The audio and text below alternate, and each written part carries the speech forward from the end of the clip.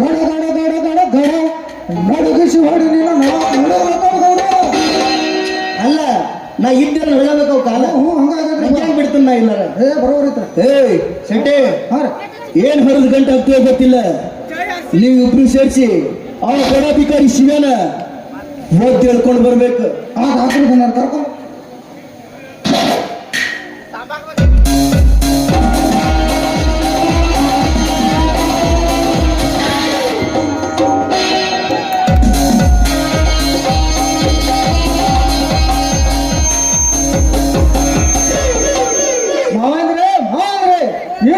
ಸುಮ್ಮನೆ ಇರಬಾರದು.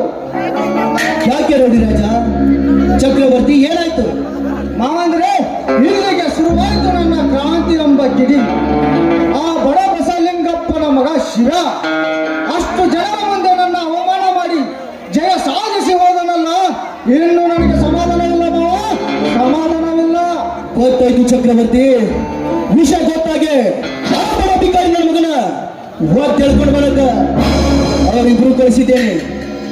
ಅಷ್ಟೇ ಅಲ್ಲ ಮಾವ, ನೀವು ಹೇಳಿದಂಗೆ ಅವರ ಕಿರಿಯ ತಮ್ಮನನ್ನು ಕಿಡ್ನಾಪ್ ಮಾಡಿ ಒಳಗಡೆ ತಂದಿಟ್ಟಿದ್ದೇನೆ. ಇನ್ನು ನಾವು ಅವರನ್ನು ಹೀಗೆ ಬೆಳೆಯಲು ಬಿಟ್ಟರೆ ಮುಂದೊಂದು ದಿನ ನಮ್ಮ ಗೋರಿ ನಾವ ತೋಡಿಕೊಳ್ಬೇಕಾಗ್ತದೆ. ಎಚ್ಚರ ಇರಲಿ ಮಾವ, ಎಚ್ಚರ ಇರಲಿ. ಚಕ್ರವರ್ತಿ ಅದ್ರ ಬಗ್ಗೆ ತಲೆನೇ ಕೆಡಿಸೋಕೆ ಹೋಗ್ಬೇಡ.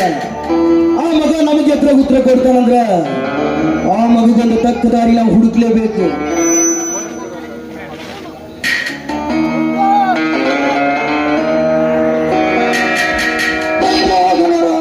ಅವನು ವಾದ್ಯ ಹಾಕೊಂಡು ಬಾ ಅಂದ್ರೆ ವಾದ್ಯ ಭಾಗನಪ್ಪ ಹೇಳ್ತಾನೆ. ಹಂತ ಹೋದ ವಾದ್ರಿ ಈ ಕಡೆ ಬರ್ಲಾಕತ್ತಾನಪ್ಪ. ನಿಮ್ಮ ಜ್ಞಾನ ನಾಯಿ ಹೋದ ಬೈತಾನ ಅನ್ನತಾನಪ್ಪ. ನನ್ನ ಸಂಸಾರ ಶೆಟ್ಟಿ ಸಾವನ್ನ ಬೇಟೆಗಾರನ ಹುಡ್ಕೊಂಡು ಹೋದ್ರು, ಬೇಟೆಗಾರ ಸಾವನ್ನೇ ಹುಡ್ಕೊಂಡು ಹೋದ್ರು. ಬೇಟೆ ಆಡೋನು ಈ ದೇಸಾಯಿ. ಬರ್ಲಿ ಮಗ, ಆ ಮಗದ ತಕ್ಕ ಶಿಕ್ಷೆ ನಾ ಕೊಡ್ತೇನೆ. ನೀವು ಮೂರು ಮುಚ್ಕೊಂಡ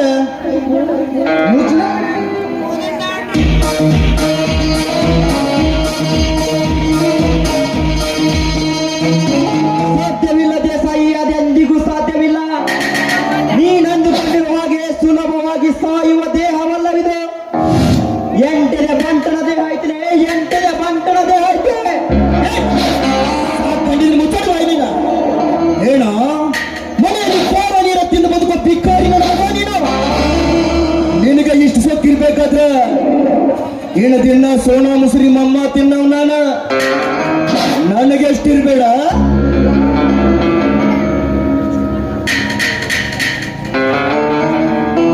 ಚಕ್ರ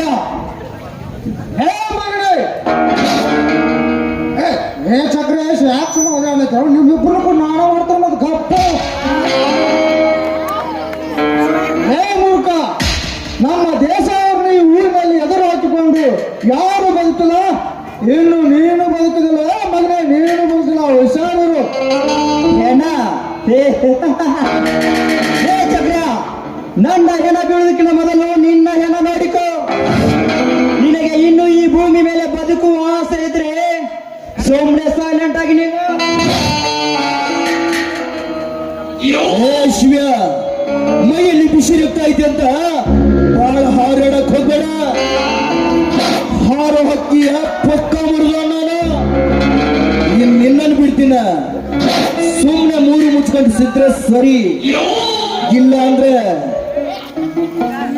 ಲೇ ದೇಸಾಯಿ, ನೀನ್ ಮಾಡ್ತಾ ಇರೋ ನಿನ್ನ ಅಟ್ಟಹಾಸವನ್ನು ಮೆಟ್ಟು ಸೀಳಲು ರಕ್ತ ಆಡಿಸಿದ ರೈತನ ಹುಲಿಯಾಗಿ ಬಂದಿರುವೆ. ಮೊದಲು ನಾನ್ ಕರೆಸಿದ ವಿಷಯ ಮಗಳೇ ವಿಷಯ ಮಗಳ ಏನೋ ಅಲ್ಲ, ಕುಸ್ತಿಯಲ್ಲಿ ನನ್ನ ಅಳಿಯನ್ನು ಸೋಲಿಸ್ತೀಯಂತೆ. ಅಷ್ಟೊಂದು ಸೊಕ್ಕ ನಿನಗೆ. ನಾವ್ಯಾರು ಈ ಊರಿಗೆ ನ್ಯಾಯ ಹೇಳೋ ದೇಸಾಯಿ ಮನಿತನದ. ಆದ್ರೆ ನನ್ನ ಅಳಿಯನ್ನು ಸೋಲಿಸಿ ನೀನು ಗೆದ್ದೆ ಎಂದ ಮಾತ್ರಕ್ಕೆ ಬಹಳ ಹಾರಾಡಕ್ ಹೋಗ್ಬೇಡ. ಅಲ್ಲ, ನಿರ್ಭೀತ ಬೇಡ ನಮ್ಮ ಮೇಲೆ ಇಷ್ಟೊಂದು ತಪ್ಪಾಳಿಕೆ ಮಾಡೋದು. ಶಿವ,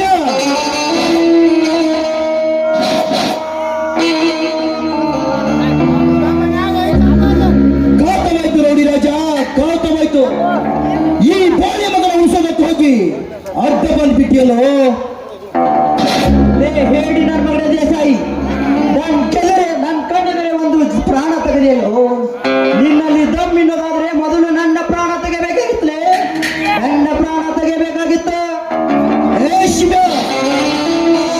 ನನಗೆ ಸಂಬಂಧಪಟ್ಟ ವಿಷಯ. ಇದ್ರಲ್ಲಿ ಜಾಸ್ತಿ ತಲೆ ಕೆಡಿಸೋಕ್ ಹೋಗ್ಬೇಡ. ಸುಮ್ಮನೆ ಇದ್ರೆ ನಿನಗೂ ಒಳ್ಳೇದು, ನನಗೂ ಒಳ್ಳೇದು. ಏ ದೇಸಾಯಿ, ಇದೇ ಗೋರಿ ಮೇಲೆ ನಿಮ್ಮ ಗೋರಿ ಕಟ್ಟದೆ ಹೋದ್ರೆ ನನ್ನ ಹೆಸರು ಶಿವಾನಂದನೇ ಅಲ್ಲ. ಹೋಗ್ಬೇಕಾದ್ರೆ ಒಂದು ಮಾತನ್ನ ಹೇಳ್ತೀನಿ, ಚೆನ್ನಾಗಿ ನೆನಪಿಟ್ಟು. ಏನು? ಉತ್ತರ ಕರ್ನಾಟಕದ ಪವಿತ್ರ ಭರತ ಭೂಮಿಯಾದ ವಿಜಯಪುರ ಜಿಲ್ಲೆಯಲ್ಲಿ ಜನಿಸಿ ಆಧ್ಯಾತ್ಮದ ಅಧ್ಯಯನ ಮಾಡಿ ಇಡೀ ವಿಶ್ವಕ್ಕೆ ಆಧ್ಯಾತ್ಮದ ಅಡುಗೆಯನ್ನು ಉಣಬಡಿಸಿದ ನಾಡು ಕಂಡ ಸಂತ, ಇತ್ತೀಚೆಗೆ ನಮ್ಮನ್ನೆಲ್ಲ ಅಗಲಿದ ವಿಜಯಪುರ ಜ್ಞಾನ ಯೋಗ ಆಶ್ರಮದ ಸಿದ್ದೇಶ್ವರ ಮಹಾಸ್ವಾಮಿಗಳಿಗೆ ಧ್ಯಾನ ಯೋಗಿ ಅಂತ ಕರಿತೀವಿ. ಹಸಿದು ಬಂದ ಬಡ ಮಕ್ಕಳಿಗೆ ಉಚಿತ ಊಟ, ಉಚಿತ ಶಿಕ್ಷಣವನ್ನು ನೀಡಿ ಬಡ ಮಕ್ಕಳಿಗೆ ಆರಾಧ್ಯ ದೈವ ಎನಿಸಿಕೊಂಡಿರುವ ತುಮಕೂರಿನ ಸಿದ್ಧಗಂಗಾ ಶಿವಯೋಗಿಗಳಿಗೆ ವಿವಿಧ ದಾಸೋಹಿ ಅಂತೀವಿ. ಅಂಧರಾದರ ಅಂತರಾಳದಲ್ಲಿ ಕಣ್ತೆರೆದು ಅಂಧ ಮಕ್ಕಳ ಬಾಳಿಗೆ ಬೇಕಾದ ಗದುಗಿನ ಪಂಡಿತ ಪುಟ್ಟರ